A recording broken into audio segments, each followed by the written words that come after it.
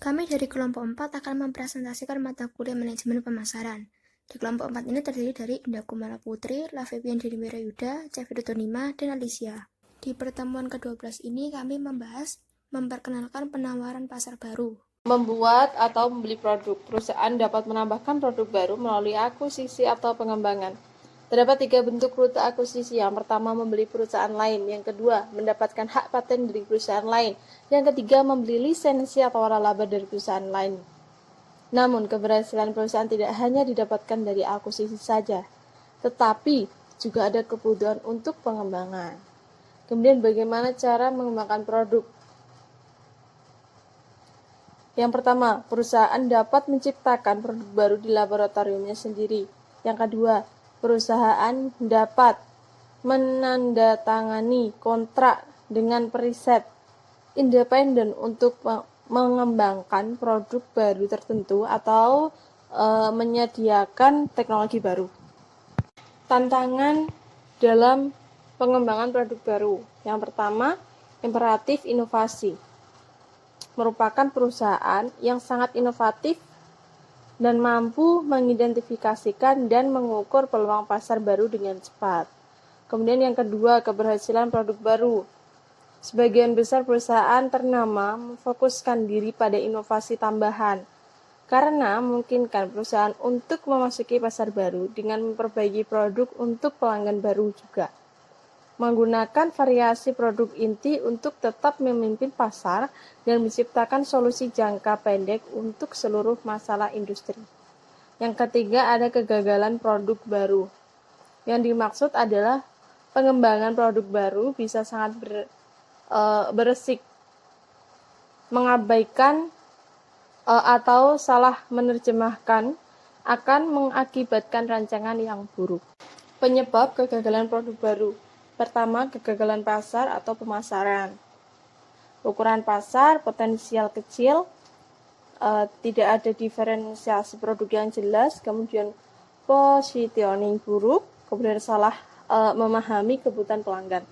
Yang kedua, ada kegagalan keuangan, yaitu tingkat pengembalian investasi yang rendah. Kemudian yang ketiga, ada kegagalan penentuan waktu, yaitu terlambat masuk ke dalam pasar, kemudian terlalu cepat masuk karena pasar belum berkembang. Yang keempat, ada kegagalan teknis, yaitu produk tidak bekerja. Kemudian desain produk yang buruk. Kemudian yang kelima, ada kegagalan organisasional yang tidak sesuai dengan budaya organisasi dan kekurangan dukungan dari organisasi. Yang keenam, ada kegagalan lingkungan. Yang pertama, peraturan pemerintah, kemudian juga faktor makroekonomi. Faktor tambahan yang menghalangi pengembangan produk baru. Yang pertama, terdapat kelangkaan ide penting pada wilayah tertentu. Mungkin hanya ada sedikit cara yang tersisa untuk meningkatkan beberapa produk dasar. Contohnya saja baja atau deterjen. Kemudian yang kedua, terdapat pasar yang terfragmentasi. Perusahaan yang mengarahkan produk baru mereka pada segmen pasar yang lebih kecil. Ini berarti penjualan dan laba lebih rendah untuk setiap produk. Yang ketiga, ada batasan sosial dan pemerintah. Produk baru harus memuaskan keamanan konsumen dan ramah lingkungan. Kemudian yang keempat, ada biaya pengembangan. Perusahaan biasanya harus menghasilkan banyak ide untuk menemukan satu nilai kelayakan pengembangan dan sering menghadapi tingginya biaya R dan D, manufaktur dan pemasaran. Kemudian yang kelima, ada kelangkaan modal. Beberapa perusahaan mempunyai ide bagus tetapi tidak dapat mengumpulkan dana yang dibutuhkan untuk meneliti dan meluncurkannya. Yang keenam, terdapat waktu pengembangan yang dibutuhkan lebih pendek. Perusahaan harus mempelajari bagaimana cara memadatkan waktu, mengembangkan dengan menggunakan teknik baru, mitra strategis, uji konsep dini, dan perencanaan pemasaran yang bagus. Kriteria produk yang diterima menurut perusahaan. Yang pertama, produk dapat diperkenalkan dalam 5 tahun. Yang kedua, produk mempunyai potensi pasar setidaknya 50 juta US dollar dan tingkat pertumbuhan 15%. 3. Produk dapat memberikan setidaknya tingkat pengembalian penjualan 30% dan investasi 40%. Yang keempat, produk dapat mencapai kepemimpinan teknis atau pasar. Pengaturan organisasi dibagi menjadi 2. Yang pertama, siapa yang menentukan anggaran bagi pengembangan produk baru? Nah, beberapa banyak anggaran yang diperlukan untuk mengembangkan produk baru adalah keputusan dari manajer senior. Yang kedua, siapa saja yang mengelola pengembangan produk baru? Yang pertama, ada manajer produk. Ini bertanggung jawab pada ide produk baru. Yang kedua, manajer produk baru bertanggung jawab pada manajer kategori. Yang ketiga, komite manajemen tingkat tinggi bertugas meninjau dan menyetujui proposal. Yang keempat, ada departemen produk baru, yaitu dikelola oleh manajer yang mewakili wewenang substansial dan akses manajemen puncak. Bertanggung jawab menghasilkan dan menyaring ide baru, bekerjasama dengan departemen R&D dan melaksanakan uji lapangan dan komersialisasi. Yang kelima, tim usaha produk baru bertugas mengembangkan produk atau bisnis khusus. 8 tahapan proses pengembangan produk. Yang pertama, penciptaan ide. Apakah ide itu layak dipertimbangkan? Yang kedua, penyaringan ide. Apakah ide produk itu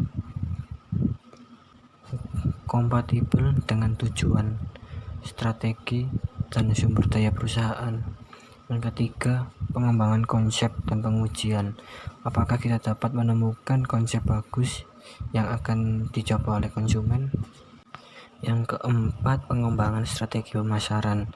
Dapatkah kita menemukan strategi pemasaran yang terjangkau dan efektif biaya? Yang kelima, analisis bisnis. Apakah produk memenuhi tujuan laba kita? Yang keenam, ada pengembangan produk. Apakah kita dapat mendapatkan produk yang bagus secara teknis dan komersial? Selanjutnya, pengujian pasar nomor 7. Apakah penjualan produk sudah memenuhi harapan? Jika tidak, maka mengirimkan ide kembali untuk mengembangkan produk. Yang kedelapan, komersial. Apakah penjualan produk saat ini memenuhi harapan? Jika tidak, maka memodifikasi produk atau program pemasaran. Jika iya, maka meletakkan rencana masa depan. Tahapan proses pengembangan ide. Penciptaan ide, interaksi kelompok dengan menggunakan teknik dan menghasilkan kreativitas. Nah, penciptaan ide ini proses pengembangan produk baru dinilai dengan pencarian ide. Ide produk baru bisa berasal di interaksi dengan berbagai kelompok dan menggunakan teknik yang menghasilkan kreativitas. Nah, di sini ada penyaringan ide. Ada 2 jenis kesalahan penyaringan ide yang harus dihindari, yaitu yang pertama, kesalahan menolak atau drop error. Terjadi ketika perusahaan menolak ide yang baik. Yang kedua, kesalahan menjalankan atau go error. Terjadinya ketika perusahaan memperbolehkan ide yang buruk dikembangkan dan dikomersialisasikan. Nah, tujuan penyaringan adalah membuat ide produk secepat mungkin karena biaya pengembangan produk akan cukup besar dalam setiap tahapan pengembangan produk berikutnya. Nah, di slide ini ada 3 macam kegagalan produk, yaitu yang pertama kegagalan produk absolut, yang kedua kegagalan produk parsial, dan yang ketiga kegagalan produk relatif. Nah, di sini akan saya menjelaskan satu persatu, yaitu yang pertama kegagalan produk absolut, yaitu mengakibatkan kerugian keuangan karena penjualannya tidak menutup biaya variabel. Nah, yang kedua kegagalan produk parsial mengakibatkan kerugian keuangan tetapi penjualannya bisa menutupi biaya variabel dan biaya tetap. Nah, yang terakhir yaitu kegagalan produk relatif, menghasilkan laba yang lebih rendah daripada tingkat pengembalian sasaran pada perusahaan tersebut. Pengelolaan proses pengembangan, konsep sampai strategi. Ide yang menarik harus ditingkatkan sampai konsep produk yang dapat diuji. Nah, ide produk adalah produk yang mungkin ditawarkan pada perusahaan ke pasar. Nah, yang konsep produk adalah versi elaborasi dari ide yang diekspresikan dalam istilah konsumen. Pengembangan dan pengujian konsep. Pengembangan konsep yaitu ide produk dapat diubah ke beberapa konsep. Setiap konsepnya mempresentasikan konsep kategori yang mendefinisikan persaingan produk. Nah, kemudian cara visual untuk menampilkan persepsi dan preferensi konsumen adalah dengan menggunakan peta perpetual. Nah, kemudian perbedaan itu akan membuat dalam mengomunikasikan dan mempromosikan konsep pasar. Seperti itu. Dan pengujian konsep berarti menampilkan konsep produk secara simbolis atau fisik untuk membidik konsumen dan melihat reaksinya. Semakin besar kemiripan konsep yang diuji dengan produk atau pengalaman akhir, semakin andal juga pengujian konsep tersebut. Pengembangan strategi pemasaran. Nah, setelah diuji konsep berhasil, manajer produk baru akan mengembangkan rencana strategi 3 bagian awal untuk memperkenalkan produk baru ke pasar. Nah, bagian yang pertama, menggambarkan ukuran pasar sasaran, struktur, dan perilaku positioning produk yang direncanakan, lalu penjual pangsa pasar dan tujuan laba yang dicari selama beberapa tahun pertama. Nah, bagian yang kedua, menggarisbawahi harga, strategi distribusi, dan anggaran pemasaran yang direncanakan selama 1 tahun pertama itu. Nah, bagian yang ketiga, rencana strategi pemasaran menggambarkan tujuan penjualan dan laba jangka panjang setelah strategi bauran pemasaran tersebut. Analisis bisnis. Setelah manajemen mengembangkan konsep produk dan strategi pemasaran, manajemen dapat mengevaluasi daya tarik bisnis dari proposal. Manajemen harus menyiapkan penjualan, biaya, dan proyeksi laba untuk menentukan apakah mereka memuaskan tujuan perusahaan. Nah, memperkirakan total penjualan yang diperkirakan adalah jumlah penjualan tahun pertama, penjualan pengganti, dan penjualan berulang. Memperkirakan biaya dan laba. Biaya diperkirakan oleh Departemen R&D, Manufaktur, Pemasaran, dan Keuangan. Mengelola proses pengembangan sampai komersialisasi. Hingga tahap ini produk hanya ada sebagai deskripsi kata-kata, gambaran, atau prototipe. Langkah berikutnya yaitu mempresentasikan lonjakan investasi yang akan menyebabkan biaya yang terjadi sejauh ini terlihat kecil. Perusahaan akan menentukan apakah ide produk dapat diterjemahkan menjadi produk yang layak secara teknis dan komersial.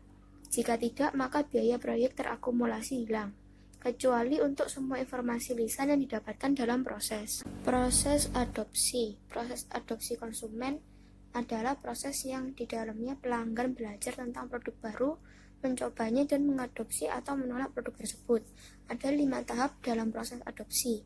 Yang pertama, kesadaran, yaitu konsumen menyadari inovasi, tetapi kekurangan informasi tentang inovasi tersebut. Lalu minat, konsumen terdorong untuk mencari informasi tentang inovasi. Kemudian evaluasi, konsumen mempertimbangkan apakah mereka akan mencoba inovasi baru. Lalu percobaan, konsumen mencoba inovasi untuk meningkatkan perkiraan nilainya. Yang terakhir ada adopsi, konsumen memutuskan untuk menggunakan inovasi secara penuh dan teratur. Proses adopsi konsumen dipengaruhi oleh banyak faktor, termasuk kesediaan konsumen dan organisasi untuk mencoba produk baru, pengaruh pribadi dan karakteristik produk atau inovasi produk. Sekian presentasi dari kelompok kami. Thank you for watching.